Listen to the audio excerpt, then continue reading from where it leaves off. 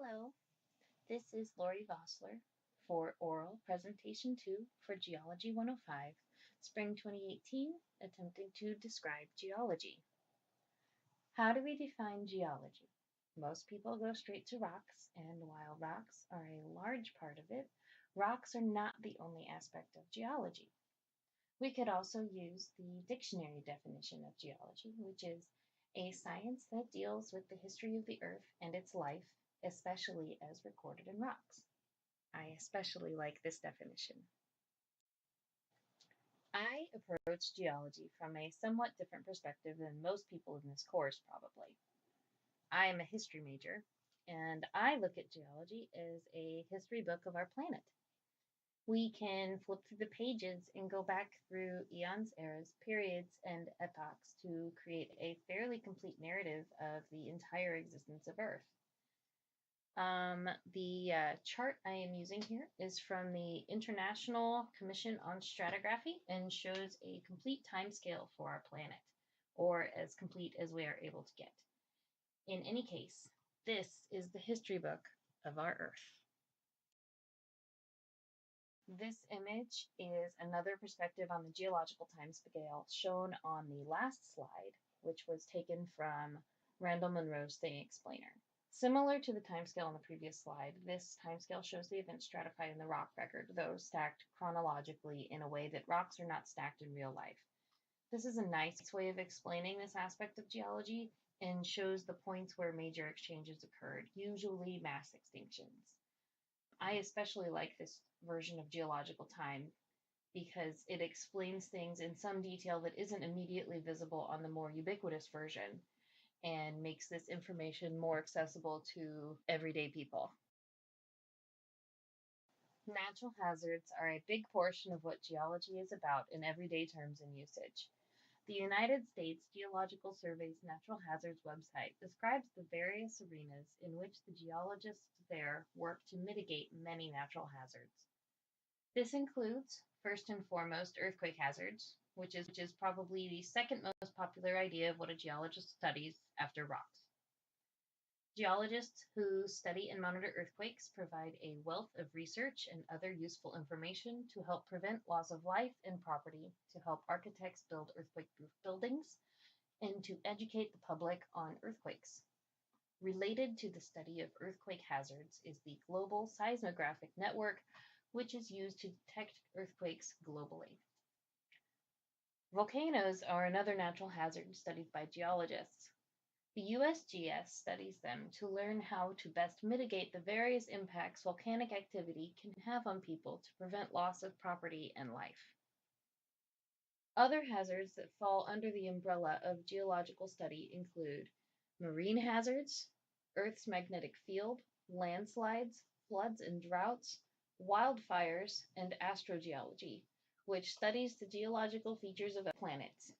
Though this seems to be more about exploration than hazards, so I'm not sure why they've included this on their hazards page.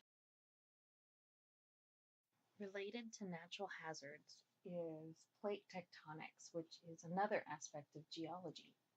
Obviously, plate tectonics have already been covered at length in Module 2, but to summarize Module 2, the Earth's crust, or the outer layer on which we live, is broken up into multiple plates, some really big and some relatively small, and they sort of float on top of the mantle, which is the layer of our planet directly beneath the Earth's crust. As these plates move around, they might separate and cause new crust to be formed, which is what is happening on the mid-ocean ridge in the Atlantic Ocean, or they might be crashing into each other and creating mountain ranges or ridges of volcanoes, for example, the Himalayas and the Pacific Rim volcanoes. The plates might also grind along the edges of each other, creating places that are earthquake prone, like the San Andreas Fault Zone in California.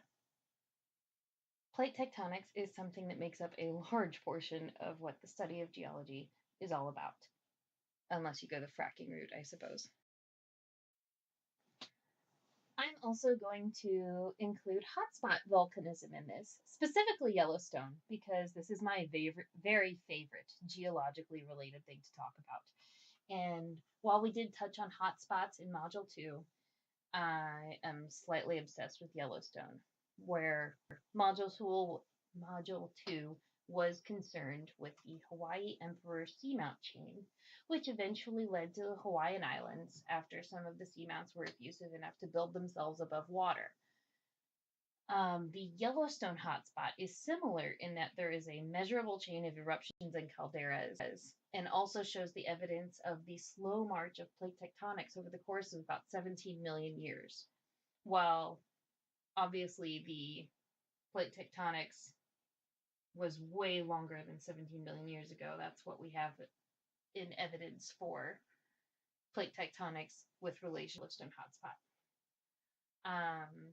With the Yellowstone hotspot, the most recent major eruption was about 640,000 years ago, and it left a caldera about the size of Rhode Island. It's, if I recall correctly, about 28 miles one way and about 40 miles in the other direction. So the width-wise, the widest part is about the distance from Lawrence to Kansas City. That's an unfathomably large explosion. An eruption from this hotspot that occurred about 12 years ago, when it was still in what is now Idaho, created an ash fall that reached all the way to modern day Nebraska. The eruption in that instance, actually, when the ashfall landed in Nebraska, it ended up filling up this watering hole because at the time Nebraska was more savanna than plains like it is today, and there were many types of animals that you would see on a savanna. And all of these species are now extinct, but they all ended up climbing into the watering hole as this ash was falling because they were trying to get some relief from breathing in these very, very fine particles of ash that had traveled more than 1,000 miles to reach them. And they ultimately all died in a pile, which is quite sad.